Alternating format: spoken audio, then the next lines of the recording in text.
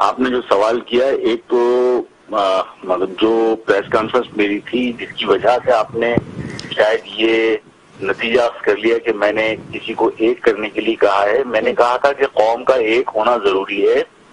جو حالات ہیں اس میں قوم کی تقسیم قوم کو نقصان پہنچا رہی ہے اور قوموں کا ایک ہونے کے لیے مختلف پولیٹیکل پارٹیز کا ایک ہونا ضروری نہیں ہوتا. تو اس وضاحت کے بعد میرا خیال ہے کہ کوئی کنفیوژن باقی رہنی نہیں چاہیے. میں کنفیوژن باقی نہیں رہتی آفاق احمد صاحب. اگر میں وہ پریس ریلیز بھی نہ پڑھتی جس دن ایم کیو ایم کی ریلی سے کچھ دن قبل کہ آپ ایم کیو ایم پاکستان کی ریلی کو سپورٹ کریں گے. میں نے پاکستان کی ریلی کو سپورٹ نہیں کیا تھا. میں نے جس موقف کے اوپر جس وجہ سے وہ ریلی نکالی گئی تھی اس موقف کی حمایت ہماری پارٹی نے کی تھی اور اس سے زیادہ کچھ نہیں تھا. آفاق احمد صاحب تو آپ سے فرق اتنا ہے کہ آپ کان گھما کے پکڑ رہے ہیں, میں کان سیدھا پکڑ رہی ہوں.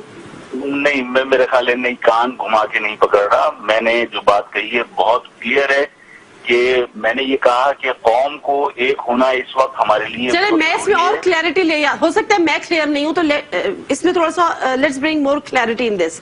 اب مجھے یہ بتائیے, آپ ایم کیو ایم پاکستان سے کسی قسم کا اتحاد کرنے کو تیار ہیں, ہاں یا نہیں؟